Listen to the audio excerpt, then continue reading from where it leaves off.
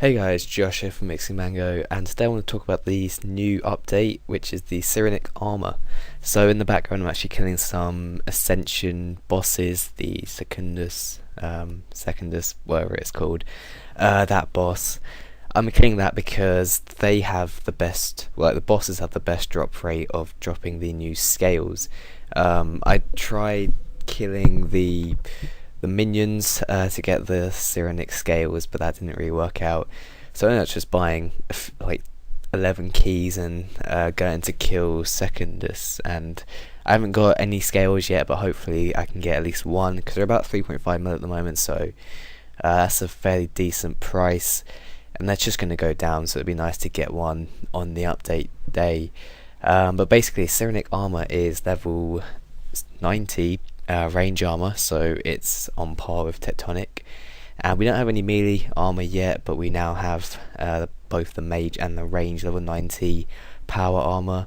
So it has a mask, torso and legs, and it works the same way as Tectonic. It's got the best damage boost in the game and one of the best defensive stats, only exceeded by superior Death Lotus. So it is a really good armor for defense, and also has that damage boost, which helps a lot. It is also fully, like, it can't be repaired, so after 60,000 hits it will fully degrade into nothing. So it's a fairly good money sink, and I guess it's kind of good. I mean, it lasts a very long time as well, so it's not too bad that it degrades into nothing. And it can only be obtained through the crafting skill, or trading, obviously. So you need levels 91 to 93 to craft all the armor, and you also need Sirenic scales and an Algorithm thread, which can be bought from Oculus from outside the Monastery of Ascension for 500k. So I think it's one thread per piece, which actually means just making the armor. It might be more actually, but it just means making the armor is at least 1.5 mil, which is that's quite a bit, but it's not much compared to how much money you can make with the armor, and like actually how much money it will cost altogether anyway.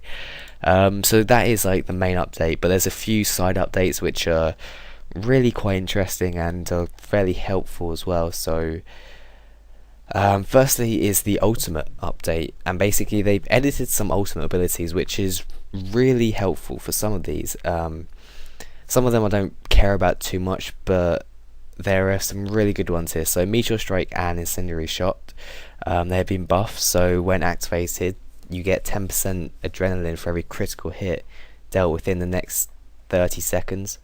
So that just means you can get a bit more adrenaline from using these two ultimate abilities, which again, I mean, I don't really care about these two abilities, but that's fairly nice because you can gain quite a bit of adrenaline just from using these. Tsunami has been buffed, so they've increased the minimum damage. It is now 200% of auto cast spell damage, and the maximum stays at 300%, but that's a fairly big buff. I can't remember what the values were before, but that's quite good. It'll be a bit more usable now because no one really uses Tsunami, but that's always good. This is the main one I'm interested in. Death Swiftness and Sunshine have been buffed, so basically they both had their time increased to 30 seconds. So I think before they only lasted for about 10 seconds, but now they're actually really powerful. So what it does is, like for Sunshine, it summons a sunshine beam around you. If the enemy is standing in that beam, they'll be hit for 10 to 20% of weapon damage every 2 seconds. Plus, when you're inside the beam, you get 50% magic damage increased for 30 seconds now.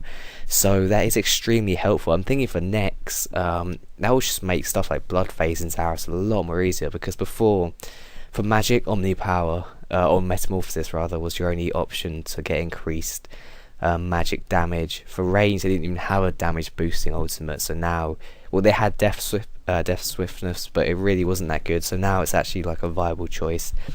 And for melee, we still have Berserk, which is considerably more powerful than both buff, like it gets all three of those damage boosting abilities, but I guess there's always a drawback of taking more damage, but these two buffs are really helpful and will actually just make those abilities a lot more usable now. The last one is Pulverize has had its damage range improved, so it now causes 200 to 50% of weapon damage, and the debuff duration, so like the amount of time it has, you can use it for, has been increased to 30 seconds.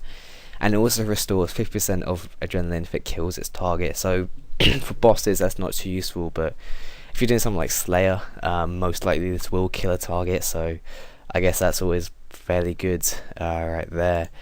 And then a few more updates, which I'll quickly go through. So the first one is loyalty point prices. They finally actually listened and have reduced the prices, the price of, I think they said all of the loyalty point like stuff in the Solomon store that can be bought with loyalty points. So the thing is, some of that stuff was so expensive before, it just wasn't really worth buying. So now this is really going to help, and I think they said up to a 40% drop in loyalty point cost. So for some of the stuff, that's really that's a substantial drop. I think like bank boosters probably dropped to somewhere around 120k. I haven't really checked it out, but like it's a lot easier to afford now, which is always nice.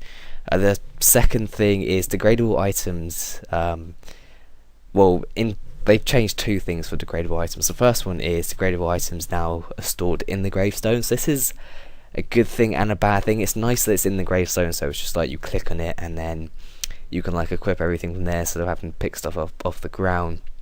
The thing is, if you now double grave, essentially you would lose like everything now, because before, if you double graved, your gravestone would go, but any degradables underneath the first grave would still keep for the duration like of the grave. So, you know, like if you die with Torva the first time and you die again, the Torva will still keep.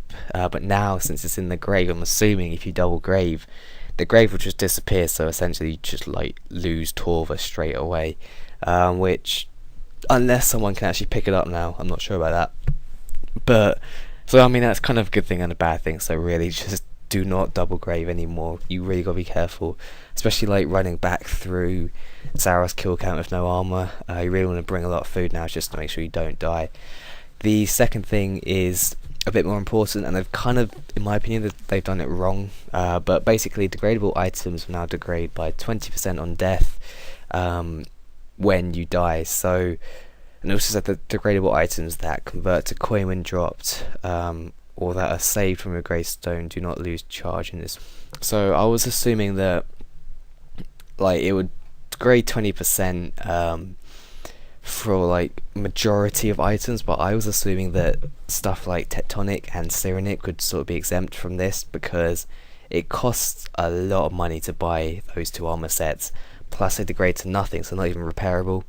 So to have 20% taken out is a really big chunk. Like that's like if Tectonic costs about 100 mil, that's taking away 20 mil each time you die, which it's kind of good and bad. I mean, the thing is, you die a fair bit now and there's no risk, so this kind of sort of puts a risk back into dying, which is kind of cool. But then the thing is, stuff like Nex and Virago, you're going to die a lot anyway, so it's kind of like, is it even worth taking Tectonic there anymore? I mean, not for Nex as much, but for Virago, maybe like you're going to have to use Virtus because it's just too risky using Tectonic and that kind of thing. So I think for like Nex sets and below, that's fine. Maybe even player import sets, it can go by 20%, but anything that's not repairable shouldn't be affected by this. You shouldn't lose 20% because it's just too expensive, really, losing 20% each time. But what do you guys think of this update? I like most of it. It is purely just the degrading by 20% thing, which is a bit annoying if you've got Tectonic or Sirenic. But apart from that, it is a really nice update especially for like high level slayers and crafters, and just it's nice to finally have the level 90 range gear. But I hope you guys enjoyed this video, and I'll see you all later.